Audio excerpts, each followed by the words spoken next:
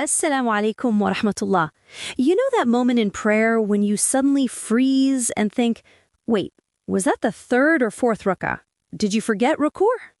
The Prophet ﷺ revealed a merciful solution called Sujood As-Sahw, the prostration of forgetfulness.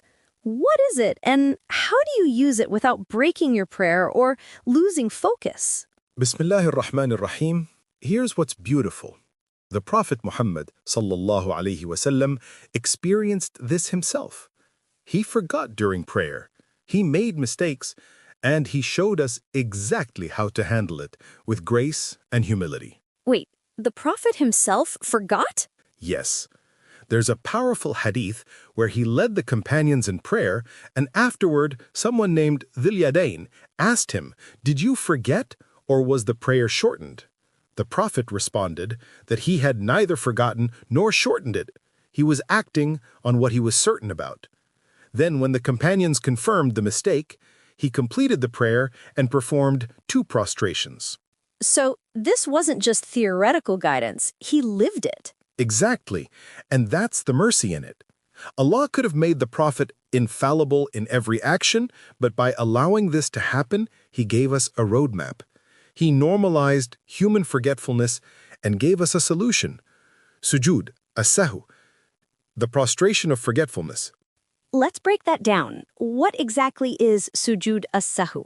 It's performing 2 additional prostrations to compensate for errors that occur during prayer. According to the hadith of Abdullah bin Mas'ud, it's obligatory when certain mistakes happen. Think of it as a spiritual correction tool, a way to perfect our prayer even when we stumble. So when is Sujud As-Sahw actually needed? That's where most confusion arises. Great question. There are 3 main situations. First, when you add something to the prayer, like praying 5 rak'ahs instead of 4. Second, when you decrease something, like forgetting to sit for the first tashahhud. And third, when you're genuinely uncertain about how many rak'ahs you've prayed.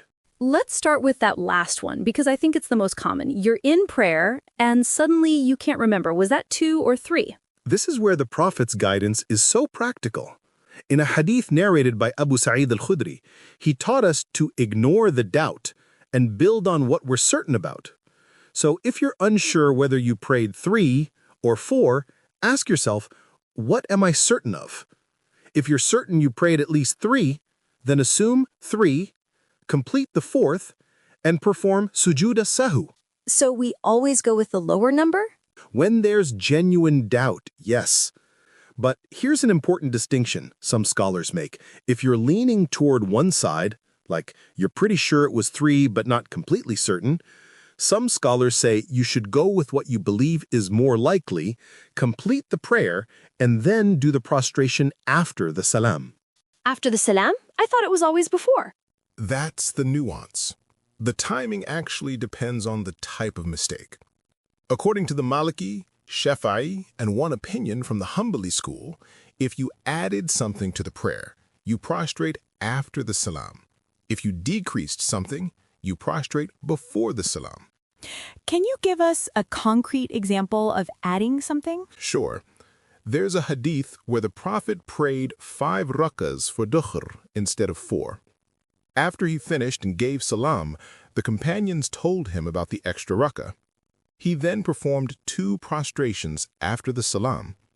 This teaches us that when we've added to the prayer, the correction comes after we've concluded it. That makes sense. And what about decreasing, leaving something out? There's a beautiful example in the hadith of Abdullah bin Buhayna. The Prophet stood up after the 2nd rak'ah without sitting for the tashahhud. The companions tried to signal him, but he continued. At the end, before giving salam, he performed 2 prostrations. This shows that when we've left something out, we correct it before concluding the prayer. So it's almost like if you added something, you're acknowledging it after the fact. But if you left something out, you're filling that gap before you finish. That's a beautiful way to understand it. And there's spiritual wisdom here too. When the Prophet was asked about these prostrations, he said they serve to frustrate the devil's attempts to create doubt during prayer. Shaitan wants to distract us, make us anxious, make us feel like our prayer is invalid. These prostrations reclaim our prayer from that whisper.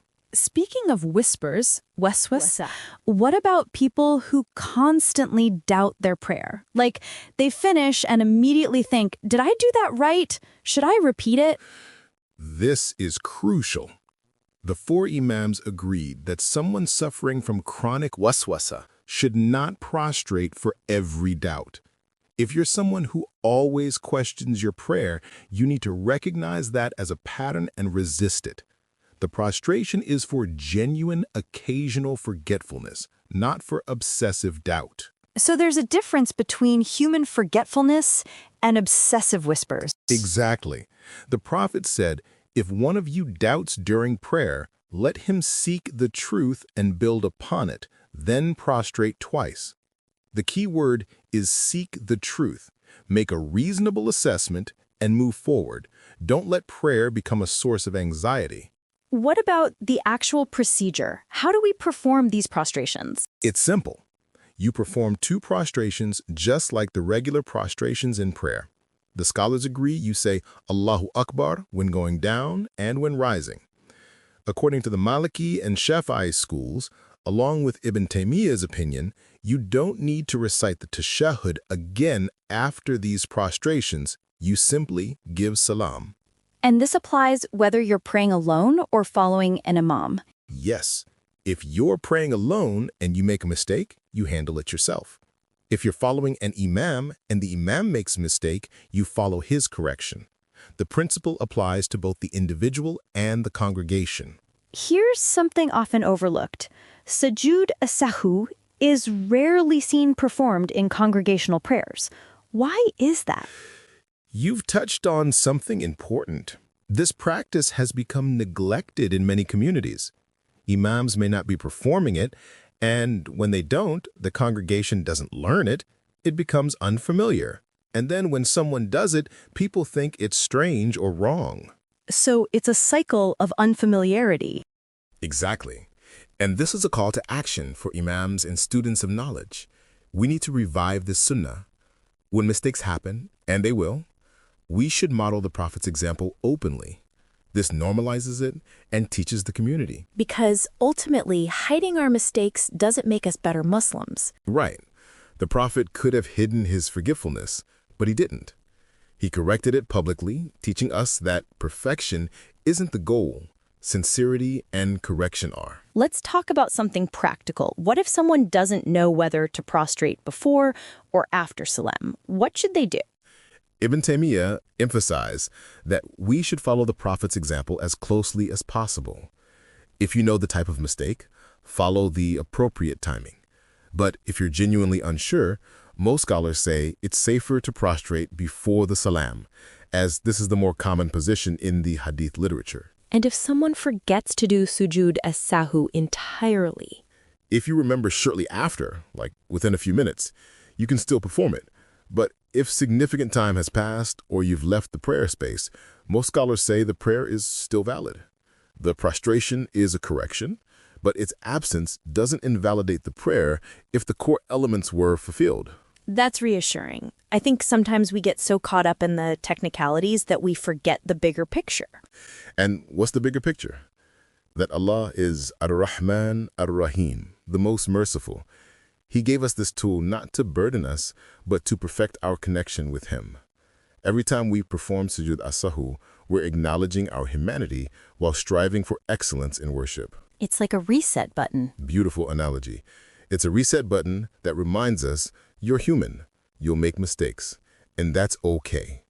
What matters is that you care enough to correct them. This reveals Allah's mercy. Prayer isn't so rigid that one mistake ruins everything. There's a built-in correction mechanism. And not just any correction, one the Prophet ﷺ demonstrated himself.